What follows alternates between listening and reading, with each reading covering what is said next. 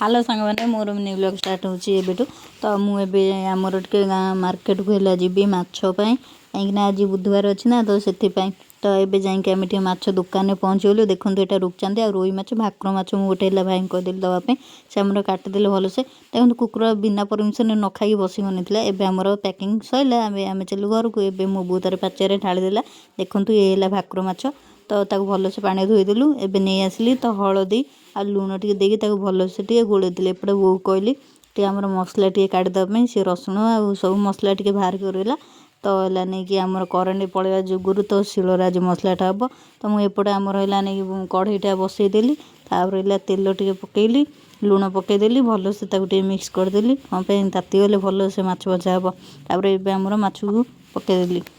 भाकुर माछ क्या भल लगे खाइबा सांग मैंने कमेंट मत निश्चय कहे एपटे आमर माछ भजा कम्प्लीट होगला तो सब मन रखिथे ये माछ भजार ये आलू कर काटी पके भल लगे तार जो बाकी तेल बड़ी आलू को आम धोईकी तादेह पकईदेली तो ये आमर टे लुण भाई टिक टिक टिक कर पकईदेली एपटे देखो गोटे गिनारे तो आंबुल आनिकी पानी टे पकईदेली कम सीझी ना एपटे देखला आलू आमर होगला तो मुझे आलू टे बाहर करदेली से बाकी तेल पियाज जो है काटिक रखी ताकू भी पकईदेली तो ये पियाज केते समय छाड़देली नाली होगला मसला जो बाटिक रखी तो ताकू पकईदेली देखो कम आमर लंका पकाए नहीं लंका गुंडी पड़ी बोली एपटे हलदी तेजपत्र पकईदेली ताटे भलसे गोलैवा पकईली चलि लुण आ लंका गुंड सब पकईदेली एटा मसला जहाँ मोर पकईला सब पकईदेली देखो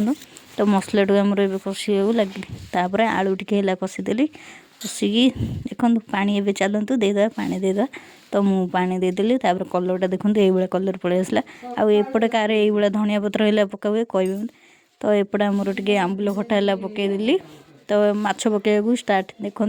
मो माछ तरकारी कलरटा केमती जदि आपको भल लगे तो निश्चय कहे मत एपटे आमर तरकारीटा देखो भलसे फुटा लगे तो मु सब माछ पकई देती तो लास्ट को आमर धनिया पत्र मुझे सब रखी आउ तरकारी बेलू लास्ट को धनिया पत्र टे पकईदेली तरकारी फुटुला एपटे देखो गरम गरम तरकारी पूरा केमती देखा कलर केमती आई आउटे मुझे गोटे गिनारे बाहर करदेली खाई बोली जहाँ को मो वीडियो भल लगे लाइक शेयर सब्सक्राइब करें चैनल भूलिए।